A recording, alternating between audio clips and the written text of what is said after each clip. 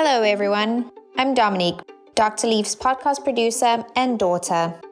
Today's episode is a mini episode taken from our archives. In this episode, Dr. Leaf discusses why people often fail to achieve goals and how we should rather focus on the process rather than the end goal itself. She also gives some helpful tips on how to cultivate the correct mindsets when focusing on achieving a vision, how to deal with failure, and so much more. Before we begin, I want to give a shout out to everyone who has left a review and subscribed to this podcast. Your reviews and feedback is so helpful and encouraging. So, if you love this podcast, please consider leaving a review and subscribing if you haven't done so already. And keep sharing with friends and family and on social media. Now, back to today's episode. We all have those resolutions, those goals that whether we like to admit it or not, have fallen by the wayside. Goal setting and achieving actually can be quite difficult, especially when there's so many demands on our time. So why do we fail to achieve our goals? Well, most likely we're focusing on the wrong things. When it comes to making a plan, it's far better to focus more on the process than the goal. In fact, I hate goals. I like to have a goal as a vision, so much more of a broad concept, and then focus on the process of how to get there and focus on all the things that are going to have to change in that process. And in that way, I'm way more prepared to achieve my goals. In fact, we need to spend more time on how to achieve a goal, rather than the goal itself. As the renowned artist Pablo Picasso once said, our goals can only be reached through a vehicle of a plan in which we must fervently believe and upon which we must vigorously act. There is no other route to success. So that's the overall concept, that we need to focus on the process and not the actual goal. So how do we structure that process? Here's some tips to help us with that. First tip is we need to work around our schedules. It's really important that you tailor the plan to achieving your goal. Remember the process, the plan to achieve your goal. It fits in with your schedule rather than trying to plan your schedule around the goal. So that means, I'll give you an example. I get so excited about all the things that I do and research, and I get very stimulated by my work. I love it. That I tend to overcommit to what I can do. And I keep seeing all these visions. I have a lot of visions. And then I have to realize that in order to achieve that, I have to go back and make sure that that's going to fit in my schedule and time things out a little bit more effectively. So I first get the excitement from the vision of what I'm trying to achieve, but then I realistically come back to my schedule. So this makes achieving the goal so much more realistic. Looking at your schedule makes the goal much more realistic, achieving the goal. And it makes it more likely that you're going to stick to the plan because it will fit into an already established routine rather than disrupting your flow, which can cause a lot of mental fatigue and stress. Second tip is start small. Start with small changes and then add incrementally more changes that will help you achieve your goal. So an example of that is that we've got these clinical trials running at the moment, and these clinical trials require huge amounts of time in my schedule. And I had planned for the trials to fit into a certain time frame, and there's 4 different trials that we're doing. And basically what happened was that I put them into a time frame that was unrealistic. So I realized I needed to start smaller and shift that out and stretch out the time frame. So that was just something that has just happened in my life. I had to start smaller and then work through that process and then change, fit in the rest of the trials at a later date. So starting small and then building onto that. When we talk about starting small, we need to understand the time mindset, that things take time and that you're not going to actually see much change day by day, but eventually, cumulatively, over time, that change will manifest. So that, by the way, I talk about the time mindset in my book, Think, Learn, Succeed, and I explain that in order for change to start manifesting, it does take around about 63 days for us to really see an effective change in our life. So I encourage you to read that in the book, Think, Learn, Succeed. I also include tips on how to cultivate this time mindset and how to use this in your life. So a simple example of making small changes is, an easy example is if you think of training for a marathon, you're not going to just run 26 miles. You're going to, if you've never run before, you're going to start very slowly and then build up. So you may not feel the change from today to tomorrow, even to the next day, but at the end of the first week, you're going to start feeling changes. And at the end of the second week, you start feeling changes. It's the same with toxic thinking. You may have identified a really toxic pattern in your life that's leading to feelings of anxiety and depression, and it's not going to go away quickly. We need to recognize it takes a little bit of time to get to the root cause and then to really work out what that was and then how to change that and reconceptualize that. And that takes you the 63 days. In my new app, the Switch app, I really walk you through that in using audio, and we'll walk you through those 63 days to really help identify and break down that toxic thinking. And it does take time. It's cumulative a little bit. You may not feel much change between today and tomorrow and the next day and the next day and the next day, but suddenly by the end of 7 days, you will start feeling a difference, and by 14 days and so on. So it's cumulative over time.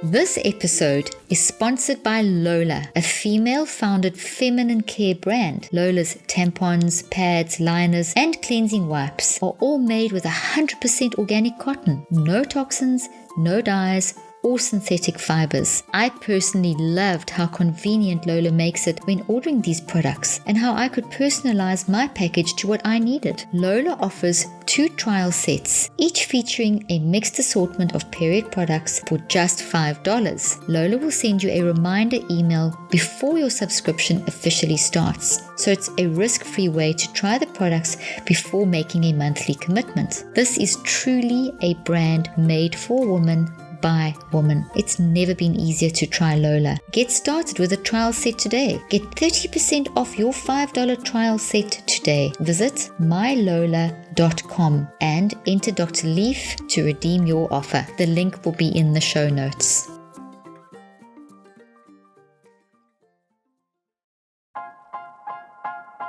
Sometimes when I'm in the studio all day recording podcasts or on the go traveling to conferences, I find I need something to help boost my energy and help me focus. That's why I love Four Sigmatic Coffee and Blends. Four Sigmatic is a natural superfood company that specializes in mushroom-based drinks that benefit our immunity, energy, and longevity and help us live healthier, more enhanced lives. The coffee is made with 100% organic Arabica beans and does not taste like mushrooms. Get 15% off your Four Sigmatic purchase today when you go to foursigmatic.com/Dr. Leaf or use the discount code Dr. Leaf at checkout. That is DRLEAF.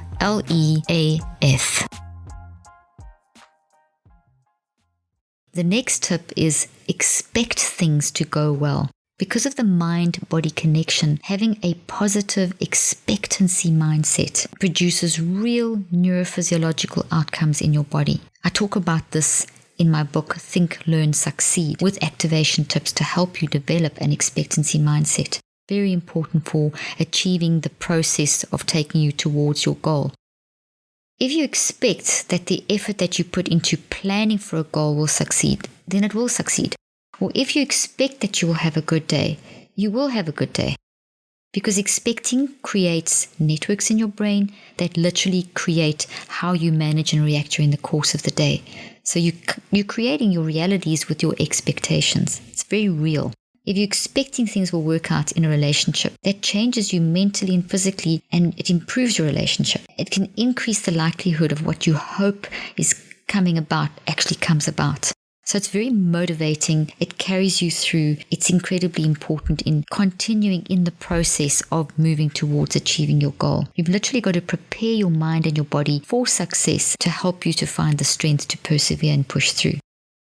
The next tip is know what you want. It's important to always ask ourselves why we want what we want in life. Is it really what you want, or is it what someone else thinks you want? Is it good for you? Is it good for your business? Is it good for your relationship? For instance, ask yourself if this goal is something you want for yourself, or is it a goal you think you should achieve because other people have said that you have to achieve this. Analyze your motives. If achieving the goal is based on other people's opinions, it's more likely not a goal that you should be pursuing, as it could put you into toxic stress. It's got to be your process. Obviously, people can speak into your life, people can advise you, and we should take that advice. It's very important that we have deep, meaningful connections in our lives to help us to make sure that we are in the process of pursuing the correct goals. But be careful if someone says, you should do this, you should do that, or you should change this. Always analyze and look at the motive behind that and see if it's relevant to your life. A goal that's based on pleasing others isn't sustainable, and you will lose the motivation to carry on, and it's not good for your mental and physical health. Whereas a goal that's based on what you want for yourself can make your life more meaningful. Indeed, we cannot all pursue the same goals. We're just totally different. We all think, feel, and choose in different ways. Even identical twins have incredibly different likes and dislikes, behavior, and life choices. As I talk about in my book, Think, Learn, Succeed, we need to learn to capitalize on how our customized thinking, the unique way that we think, feel, and choose, we need to capitalize on that so that we can function at the highest level possible to achieve success in life. Essentially, our goals need to be defined by us, by how we each uniquely think, feel, and choose, and not by what people tell us to do. The next tip, be prepared to change. We should always ask ourselves if we are prepared to persevere through the process and adjust our goals. We need to recognize that coming along with process is the unexpected, things that we're not sure things that we didn't plan for. And we need to be able to adjust to those. We need to recognize that changing and adjusting a goal can be a learning experience. It's not a failure. And that it opens the road to success. So be very intentional about learning something every time that you fail, and I say fail in inverted commas, because is it really a failure? It's something that didn't work, so try something else. And this allows you to appreciate the journey. So instead of feeling guilt or condemnation or frustration or irritation when things don't quite work out how you expected it, rather see that as a learning experience. So every bump can become an opportunity to learn and grow your brain and develop mental resilience and help you recognize how many amazing possibilities life has to offer. In my book, Think, Learn, Succeed, I talk about how important it is to learn from our failures and see that when one door closes, another door can open. In fact, we don't even have to talk about failures. We just have to talk about what didn't quite work and what we can learn from that.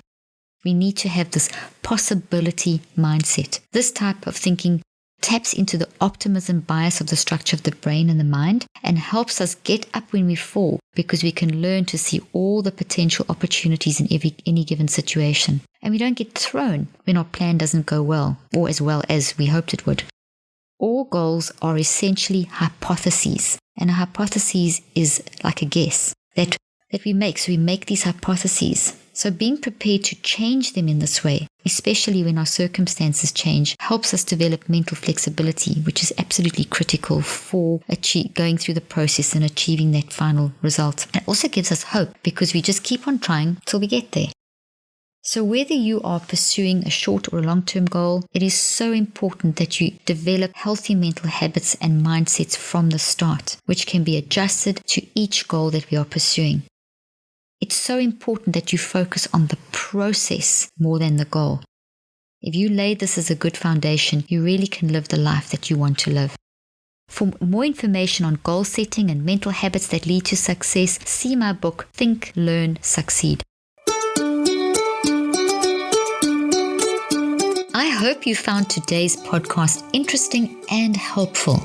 If you want more tips and help with managing anxiety, depression, and mental health, be sure to visit my website at drleaf.com and to sign up for my weekly newsletter, where I also include a schedule of my speaking events and so much more. And follow me on social media. I'm on Twitter, Facebook, and Instagram. Just look for Dr. Caroline Leaf.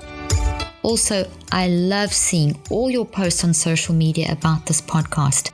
I love seeing what resonates with you and what you've learned. So be sure to continue posting and tagging me and letting me know what you think and how these tips worked out for you. And don't forget, leave a review and keep spreading the word about this podcast. Thank you for joining me today. I really hope you learned something new and helpful. Till then, I'm Dr. Caroline Leaf.